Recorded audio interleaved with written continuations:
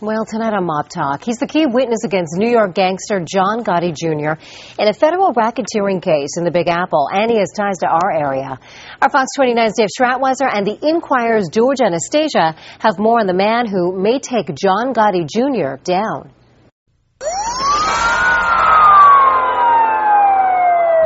Welcome to this week's edition of Mob Talk. I'm Dave Stratweiser. And I'm George Anastasia with the Philadelphia Inquirer. George, this week we're going to go north a little bit to New York, where there's a witness that's been on the stand in the John Gotti Jr. case up in New York City, John Alite, who has some roots here in South Jersey, made some headlines here in South Jersey back in the early 2000s in that area.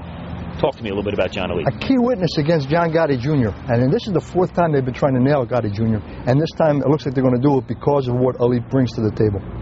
George, let's start with a little background. Who is John Alite? Alite is a close confidant, close friend of John Gotti's for the longest time. They grew up in Howard Beach in Queens, and he became an enforcer for Gotti. He couldn't become a made guy because his parents come from Albania, but he was very close to Gotti in the 90s, and he's talking about now in this racketeering case, murders, attempted murders, conspiracies, extortion, the full gamut of racketeering charges, and he's putting Gotti in the middle of all of this firsthand, and that's where I think this is different than the previous Gotti trials. A lot of back and forth in the courtroom between the two. Called him a punk, a dog. Talk to me about it. Yeah, I mean, apparently they got into a shouting match. This is about 2 weeks ago while he's testifying. During a break, he's coming down off the witness stand, and Gotti, according to one marshal, mouths the words, "I'm going to kill you." And then they get into a shouting match, and it's, "You're a dog, you're a punk, you always have been." This goes contrary to what the feds are presenting, which is this guy was Gotti's confidant, close friend for the longest time. And some of it is a soap opera. Alite also testified about at one time he had a relationship with Gotti's sister, Victoria, who's kind of the preeminent mafia model in New York City, writes books, had that reality TV show. So you got a lot of that back and forth. But this is a guy who knows Gotti from way back, and he's bringing all of that to the witness stand. And he's a legitimate tough guy. I've met John Alite. He's a big dude, not afraid of anything, and will get in your face. No, I mean, this is a guy, and to get the background, this case originates in Tampa, Florida. He's indicted down there on an extortion racketeering charge. He takes off. He goes to Brazil, and he fights extradition. He spends almost 2 years in a Brazilian prison, which is not a nice place to be. No. So, I mean, this guy, he's been around. He knows the way the game is played.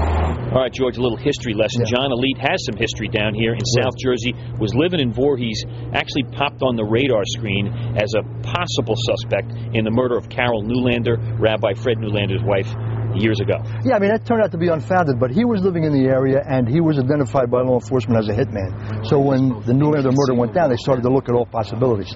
I talked to some people in Cherry Hill. They said they looked at it, but they dismissed it as unfounded. He also was involved in probably one of the more bizarre cases down there. You're familiar with that. Yeah. Where he had a friend in Allenwood who was an inmate. The inmate wanted to impregnate his wife, and Alite helped smuggle a sperm kit into the prison and then bring it out. And the inmate's wife, Alite, and a jail guard, I think, all got caught up in it. Yeah. Very bizarre case. And that guy was a mob guy. Yeah, absolutely. Apparently. And I remember Mike Pinsky, who was the lawyer for John Alite at the time, he's a lawyer over in South Jersey, saying, go forth and procreate. And he made light of it, but the feds and the prison folks didn't make light of that at all. Exactly. I mean, and he was convicted of that. I don't know if he did any time with, he's got a record of, I think, gun charges, racketeering charges, and that bizarre sperm kit case. Okay, now let's talk a little bit about the mob down here. Does he have any kind of brush up against the local guys down here in South Philly? Well, that's what's interesting. He has testified about some of that. He said he's met guys down here, and he may or may not be able to contribute to an ongoing investigation. That kind of remains to be seen. But yeah, he dealt with these guys. He said he got an introduction from Gotti Jr., and he met with Merlino and Natali when he first came down, and later met with other guys. All right, now he was billed as the key witness in the case against John Gotti Jr. If Jr. goes down this time, is it because of John Alite? I think that's the biggest difference from what they had before and what they've got now. They got a guy, I mean, it's not unlike the racketeering trials we've seen here in Philadelphia. When you got a guy who says, I did it, he told me to do it, I shot this guy, that's different than somebody saying, I ordered that guy to do it and then somebody else told me it went down.